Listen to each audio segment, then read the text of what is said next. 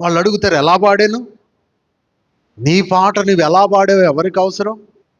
కొంతమంది పాటలు పాడతారు, ఖాళీ కుర్చీలకి ఏం పాడమంటారండి అంటారు చాలామంది. విన్నారా?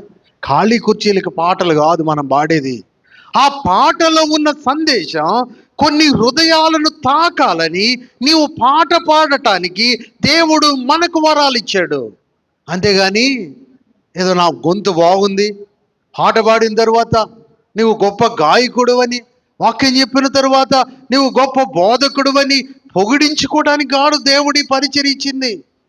మనం ఏదైతే పాటలో ఉన్నా ఆ సందేశాన్ని గమనించగలుగుతున్నామో, ఆ సందేశము ద్వారా మన హృదయాలు తెప్పరిల్లుతున్నాయో మనము గమనించుకోగలిగినప్పుడు దీవెన పొందుతూ ఉంటాం. మా తండ్రి గారు ఎన్నో పాటలు రాశారు. ఆ పాటలన్నీ కూడా హృదయాన్ని తాకుతూ ఉంటాయి. కారణం ఏంటంటే ఆయనకు మొదటి నుండి కూడా దైవికమైనటువంటి వాక్యము మీద దేవుడు ఆ జ్ఞానమునిచ్చాడు. ఆ పాట ప్రజలలోనికి వెళ్ళిన తరువాత ఆ పాట ప్రజలను ఆలోచింపజేస్తుంది. ప్రియదాసులు విజయ్ కుమార్ గారు కీబోర్డు మా ప్రియ కుమారునికి నేర్పేవాడు. ఆయన ఎంతో మద్యాన్ని సేవించేవాడు, నిమిషము సిగరెట్ తాగేవాడు. ఆయన గృహానికి వచ్చినప్పుడు ఆయన అదే అనుభవం కలిగి ఉన్నాడు. దైవదాసునిగా ఒక్కరోజు కూడా తన బలహీనతను నేను ఎత్తి చూపలేదు. ఒకరోజు మా తండ్రి గారు రాసిన పాట వింటున్నాడు.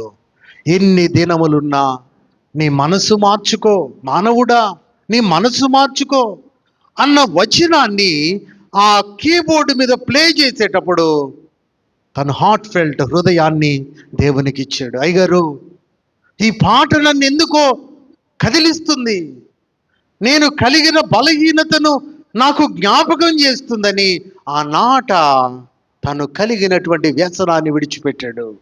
మనం పాట పాడినా, పాట వాక్యం చెప్పినా, దైవాంగీకారముగా సిద్ధపాటు కలిగిన అనుభవములో మనము ఇతరులకు ఆ యొక్క వరాన్ని ఉపయోగించినప్పుడు కొంతమంది దేవునిలోనికి వస్తారండి.